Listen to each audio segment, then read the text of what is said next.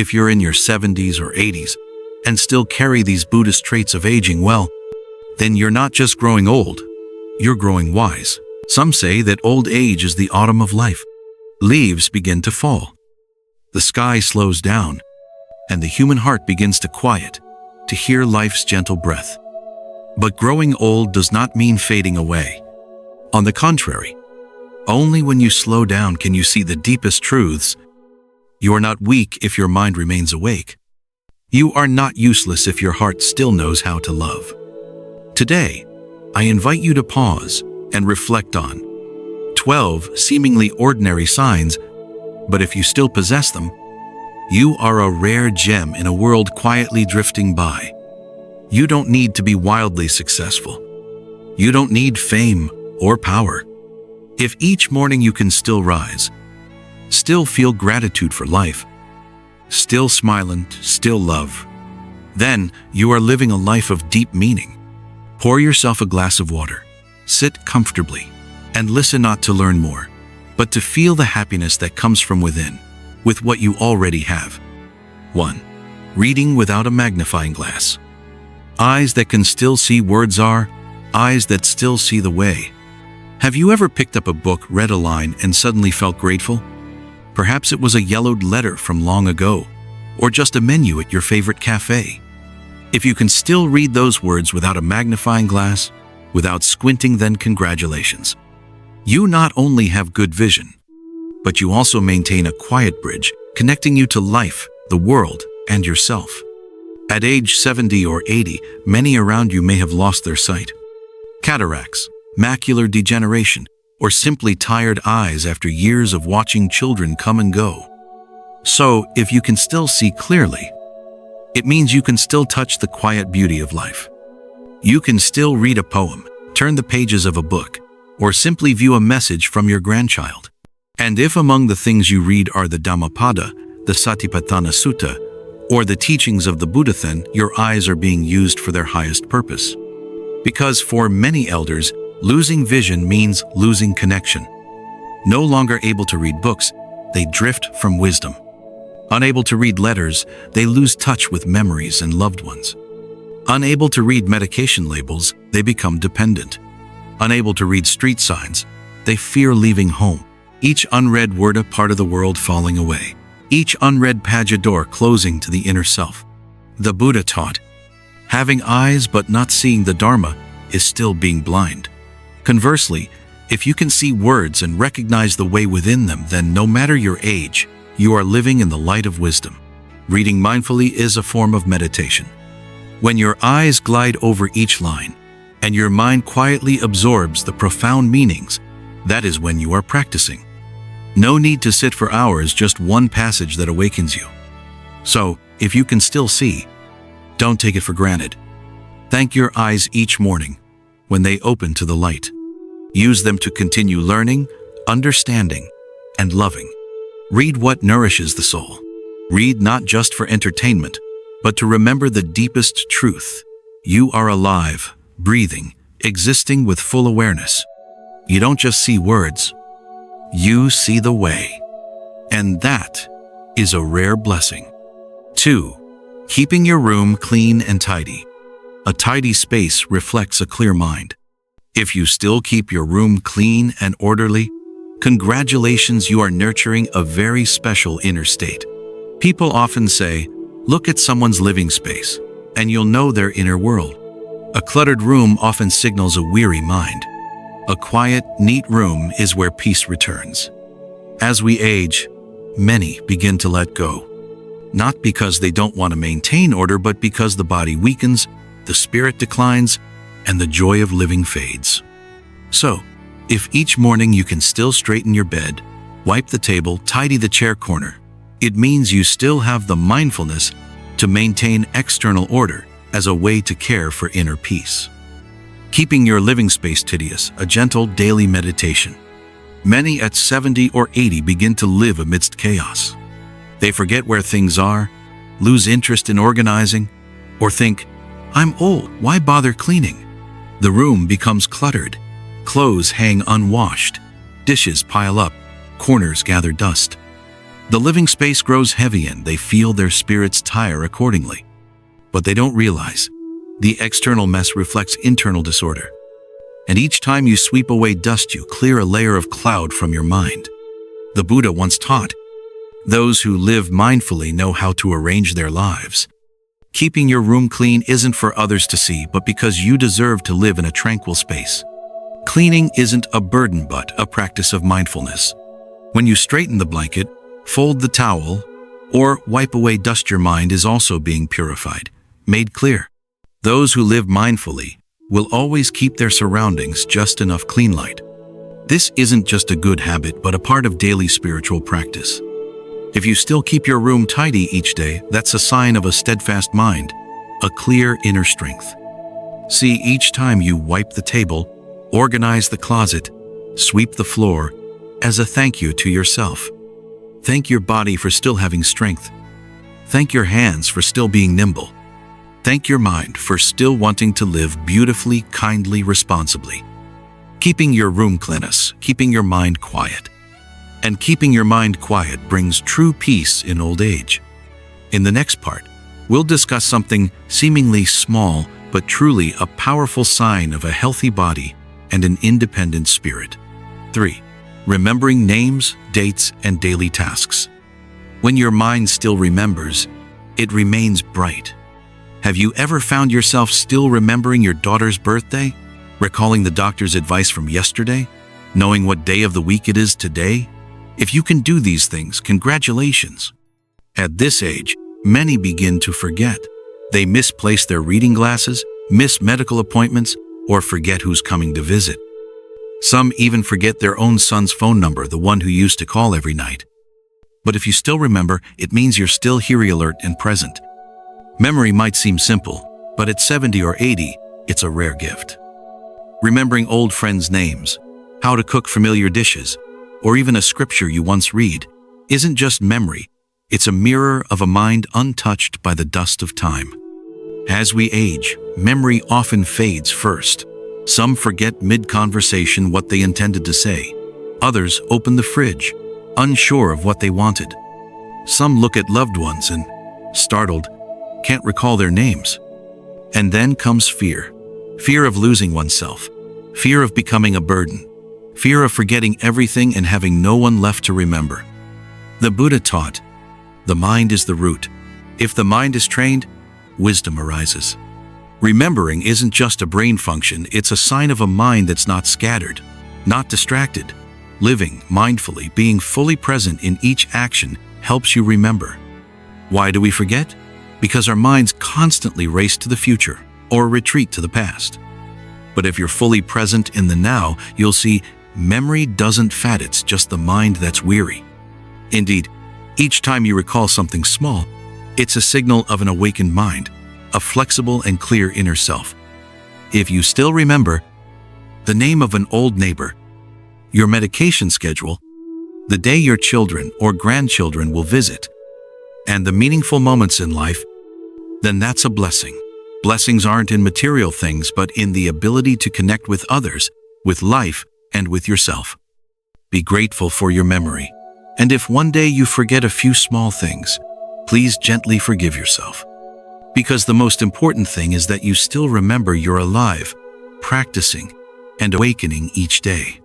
Memories are the treasures of old age, but mindfulness is the torch guiding the inner peace. If your mind still remembers what's worth remembering, then your mind still shines. 4. Walking without assistance. A steady body, a bright path. If you can still walk without a cane, without someone helping, without holding onto the bed or chair, then your body is still steady. And a steady body is the foundation for a steady path. When young, we never consider walking a privilege. We walk fast, far, without thought. But when old age knocks, each step becomes a blessing. If you can still walk around the house, to the market, to the garden, or simply take a morning walk without assistance, you've not only maintained physical health, but also preserved your freedom. Freedom to move, freedom to choose, freedom to continue living actively. Moreover, you're maintaining one of the most basic practices, mindful walking in daily life. At 70 or 80, many can't walk unaided. Joint pain, weak legs, osteoporosis, dizziness make even standing up a struggle. And when mobility is lost, dependence begins. Dependence on canes, on family, on others' arrangements. Many feel left behind, becoming burdens. But if you can still walk independently, it's not just about physical strength. It's about retaining your independence. So, if you can still walk, cherish it. Walk slowly, peacefully, and gratefully. No need to walk fast. Just walk with full awareness of each final step in life. Each step is a reminder. I still have freedom. I still have control. I can still walk the path of practice in my own feet. A strong body is precious, but a clear mind is even more so. 5. Cooking for yourself. Cooking with your own hands, nourishing your spiritual path. If, at 70 or 80, you can still cook for yourself, it's not just a life skill, but a silent expression of mindfulness and love. Many think, I'm old, simple meals are enough. I'll eat whatever's made. But for those on a spiritual path, meals aren't just for satiety, they're for living deeply in the present. If you can still chop vegetables, light the stove, set the table, congratulations. Your hands are still agile, your mind clear, and your heart still caring for yourself with love and mindfulness. A meal you prepare, even if simple, always has a special flavor, not because it's tastier, but because it contains your presence. Many elders have stopped cooking. Their hands feel weaker, less steady with utensils. They fear forgetting to turn off the stove, spilling, or burning food. Some lose interest thinking, why cook for just myself? Then they gradually live on ready-made meals, boxed lunches, frozen foods. But what they lose isn't just taste, it's the joy of living, initiative, and the feeling of being whole. The Buddha taught, when doing any task, do it with your whole body and mind. Cooking when done mindfully is a profound practice. When you wash vegetables, know you're washing vegetables. When you hear the pot boiling, you're truly present. When you season, you're not just adding flavor, but infusing mindfulness and gratitude. Each step in cooking, from simple to complex, is an opportunity to return to yourself. So, if you still cook for yourself, even if it's porridge, noodles, or just rice and boiled vegetables, please don't underestimate it. You're not just feeding your body, you're nurturing your self-respect, love, and spirituality. Because when an elder still wants to cook, it means they still want to live beautifully, not carelessly, not resignedly, but as if each meal is a thank you to this body. Certainly, here's the English translation of the provided Vietnamese script, capturing its contemplative and compassionate tone. 6. Caring for others. Compassion knows no age, and the heart never grows old. Perhaps you've spent your entire life caring for others, and today, even in your later years, you continue to care, unable to ignore someone else's sorrow. If you still have the strength to ask, how are you feeling today? Do you need any help? Have you eaten yet? It's not because you're idle, but because your compassion remains undiminished. People often think that old age is a time for rest, yet some hearts, despite many autumns passing, continue to shine quietly through unconditional care. You don't need to provide material support. Sometimes, a simple phone call, a warm glance, or a silent prayer is enough to sow seeds of compassion in the world. At 70 or 80, many feel they are becoming invisible. They were once pillars, helpers, caregivers. But as strength wanes and minds slow, they become the ones needing care, leading to feelings of uselessness. However, the truth is, love doesn't depend on age. You don't need to be strong to support others. A warm heart is enough to soothe another soul. The Buddha taught, among those who give, the one with a compassionate heart is the most noble. Compassion doesn't need grand gestures. A simple meal prepared for a loved one, a cup of tea poured for an old friend, or a comforting word to someone in distress are daily practices of a mindful life. You're not just an elder needing help. You're a practitioner in a weary body, but with a radiant heart. If you still feel love for others, still notice the joys and sorrows, the health of those around you, then you possess a rare light, the light of compassion. Compassion is ageless, and those who continue to love have never truly aged. Living for others is sowing blessings for oneself. And when you still manage your life, from words to actions, you hold a treasure not everyone possesses. 7. Basic technology use. An open mind turns technology into a path of practice. If you're watching this video on a phone, tablet, or smart television, smile. You're not just using technology. You're opening your heart to modern life. Knowing how to video call your grandchildren, watch Dharma talks on YouTube, use messaging apps, health applications, or search for information, these may seem trivial to the young, but for someone aged 70-80, they signify a spirit eager to learn and overcome the fear of the new. You're not closing off. You're not clinging to the past. You're continuing to live with a dynamic spirit and an open mind. Many elders feel lost in the world of technology. They fear pressing the wrong button, breaking something, being scammed online, or simply think, "I'm old. I don't need to know this." But such thoughts disconnect them from the world. Without knowing how to use a phone, they can't call their grandchildren. Without the internet, they miss opportunities to learn new things. By rejecting technology, they inadvertently shrink their world to a room, a television, and silent loneliness. The Buddha taught, "In impermanence, those who adapt are liberated." Times change. Technology is part of that impermanent flow. If you accept the new with a calm mind, you're living closely to the Buddha's teaching, adapting to conditions while maintaining mindfulness. Used correctly, technology isn't for excessive entertainment, but to connect with the Dharma, nurture relationships, and develop spirituality. A Dharma talk video on YouTube, a goodnight message to a distant grandchild, or a meditation song rediscovered after yearsall can be paths of practice in the digital age. So, if you're using basic technology daily, you're not just integrating with the times, you're proving. Age doesn't hinder learning. Growing old doesn't mean stopping. You're moving forward not with your feet but with an open heart, a clear mind, and a fearless embrace of the new. Because today's world isn't just out there, it's also right in the palm of your hand. 8. Managing personal finances. Managing money is preserving freedom. If you're still handling your expenses, paying bills, and balancing your budget, it's more than a life skill. It's a sign of a clear mind and a responsible life. Many believe that in old age, children should handle everything. But the truth is, when you manage your finances, you're retaining something vital: freedom. You remember when to pay for electricity, water, and the internet. You know how much is in your wallet. You track your spending on medicine, food, and charity. If you can do that, congratulations. Your mind is clear. Your heart is mindful. Your life remains in your hands. For many elders, finances become vague. They forget account passwords, can't recall withdrawals, can't distinguish real from fake bills, and are easily deceived by online scams. Gradually, children take over everything, and they, though silent, feel they're losing control of life.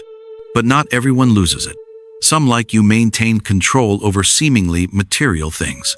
But beneath that lies a clear mind, contentment, and stability. The Buddha taught, "The wise know their means of livelihood. Cause no harm, don't waste, don't hoard excessively, and aren't anxious over money." Managing finances isn't stinginess or worry. It's a sign of living with right view, right mindfulness, and right diligence. When you understand your cash flow, you're not driven by greed, anger, or fear. You live with contentment, peace, and autonomy. That's what the Buddha called wise discernment, wisdom in action. If you're still managing your finances, no matter how little, you're doing something truly valuable.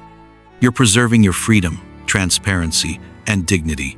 You're living not in dependence, but in mastery with mindfulness and awareness. Continue to use money not just for spending, but to alleviate suffering, nurture happiness, and create conditions for your spiritual growth. Managing finances externally reflects an internally alert mind.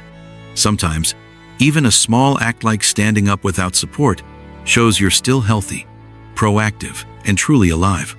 9. Engaging in conversations with ease. To retain speech is to preserve the thread of love. If you can still hear others clearly and respond gently and coherently, you're holding onto a precious treasure that not everyone at this age still possesses. You're not just communicating, you're connecting with heart, compassion, and presence. At 70 or 80, when someone speaks to you, you don't need to ask, "Huh? What was that?" Or, "Can you repeat that?" You hear them. You understand. You respond with a smile, a story, or a gentle piece of advice. This may seem simple, but it's an invaluable spiritual gift for both you and those around you. Many older adults find conversation increasingly challenging over time. They may struggle to hear clearly, leading them to avoid conversations. They might speak slowly, fearing others' impatience. They may feel overlooked in the rapid exchanges of younger people. Gradually, they withdraw, speak less, smile less, and loneliness quietly sets in. Losing the ability to converse isn't just losing one's voice, it's losing the opportunity to be heard, to share, to exist in others' worlds. The Buddha taught, "Words as sweet as honey come from a heart of compassion." Loving speech is one of the 4 immeasurable practices: loving, kindness, compassion, empathetic joy, and equanimity. When you speak to someone without anger or contention, that's practicing loving speech. When you listen without interrupting or judging, that's practicing compassion. So, if you can still hear clearly and speak easily, don't reserve that ability for small talk. Turn each word into a gift. Make every act of listening an expression of love. If you can still converse effortlessly, you're very much a live-a-note, just physically, but in connection, in relationships, in sowing seeds of love in the world. A simple inquiry today might warm someone's heart for a week. A light-hearted story could be the emotional balm for a friend in sorrow. And if you're hearing these words and understanding them, congratulations. You're nurturing compassion through speech and spreading life through listening. Conversation is a form of meditation when you put your whole heart into it. And if you can still engage in dialogue, you still have the opportunity to love, to understand, and to cultivate inner peace. 10. Maintaining a positive outlook on life. A youthful heart keeps the path vibrant. If you still feel excited when hearing a new teaching, if your heart opens upon learning something meaningful, and if you still enjoy listening, understanding, and loving others, then your heart, though 80 years old, is still very young. Some age only in body, but their minds remain clear as a mountain stream. They still wonder, how is this dish prepared? They still seek to understand, what does Buddhism say about impermanence? They still find life worth living and people worth loving. If you're among them, you're living rightly and deeply. At 70 or 80, many begin to close off. They shut down emotionally, thinking, "I'm too old." They resist learning new things, believing, "I can't keep up anymore." They dwell in nostalgia, regrets, and complaints. They forget, an old tree can still bloom. A ripe fruit still releases fragrance. Age doesn't steal our spirit. Only when we relinquish our spirit do we truly become old. The Buddha taught, a wise person, even living just one day, lives fully in mindfulness and awareness. Fear not aging. Fear a hardened heart and a cold spirit.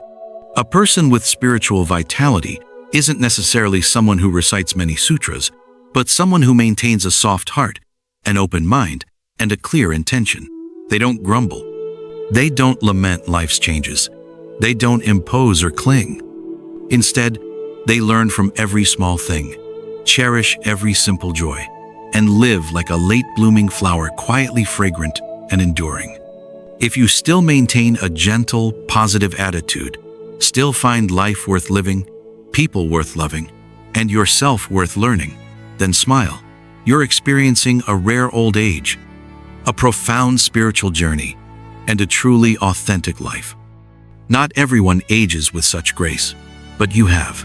And because of that, you're someone who has never grown weary on the path of practice.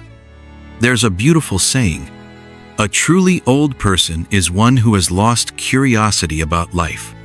But if you still love life, seek to understand it more, and strive to live better each day, then you're not old at all. 11. Rising from a chair without using hands. Inner strength reflects spiritual vitality. If you can still rise from a chair without using your hands, know that you're preserving a kind of strength that not everyone at this age still has.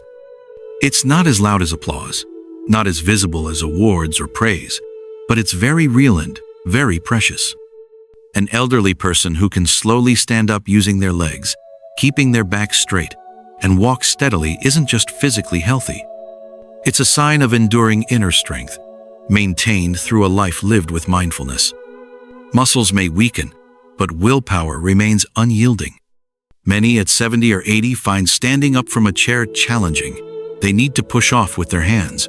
They require someone to pull them up. They take several seconds to regain balance. Each attempt to stand brings fear. Fear of dizziness, fear of falling, fear of weakness. So they sit more, move less, and gradually, their bodies lose natural reflexes. But you, if you can still stand up without assistance, are maintaining control over your own body. The Buddha taught, only by one's own effort can good be increased. Only by walking one's own path does the spiritual journey shine. No one can walk for another, each must take their own steps. Standing up seemingly simply is an expression of self-reliance and practice. No one pushes you from behind. No one lifts you up. You don't lean on anyone but firmly rely on your own inner strength. That's power not rooted in muscles but in a spirit that doesn't falter.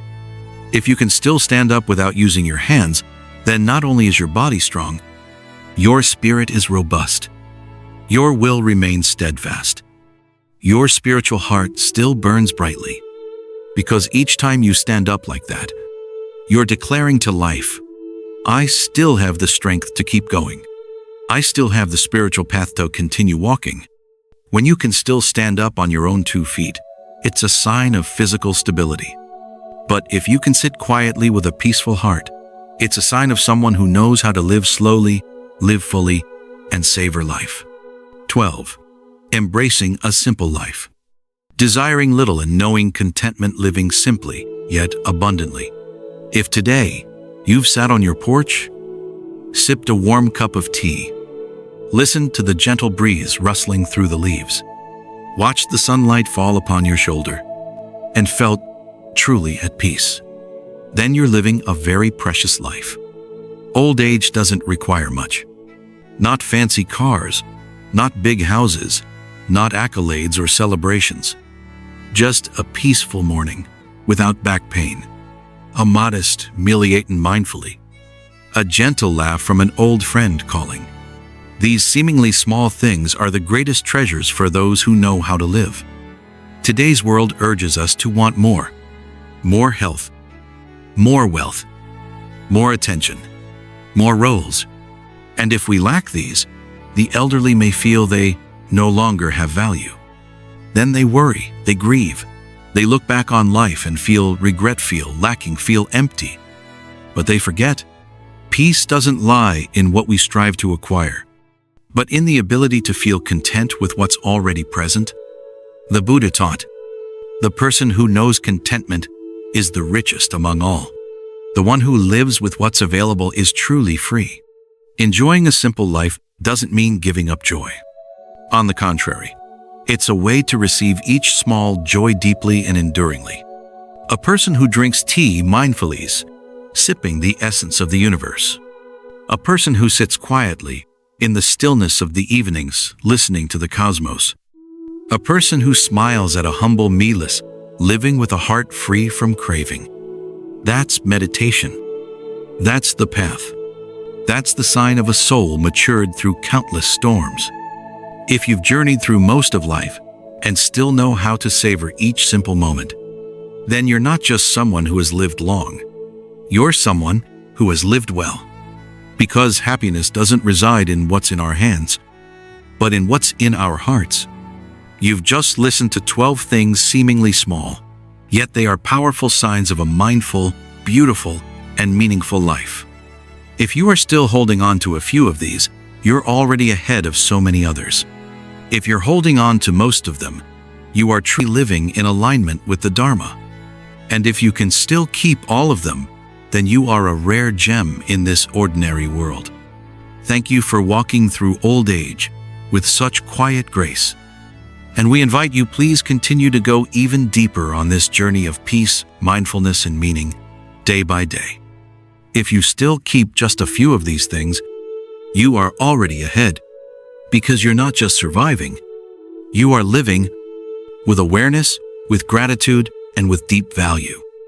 And if you're holding on to all of them, you're not just healthy and aging well. You are wise in your elderhood. You're walking through this final season of life, as if moving through a garden of late blooming flowers, quiet, radiant, and profoundly rich. You are living the Buddha's teachings, not through rituals or appearance, but in the way you breathe, walk, listen, and smile each day. Old age doesn't need to be grand. It just needs to shine enough to light the way for others simply through your presence. If this video has touched your heart, please leave a comment with just one word: grateful. So we'll know somewhere out there are still hearts quietly living beautifully. And feel free to share, how many of these 12 do you still hold on to? Which one makes you most proud? We read every message you leave with deep respect and love.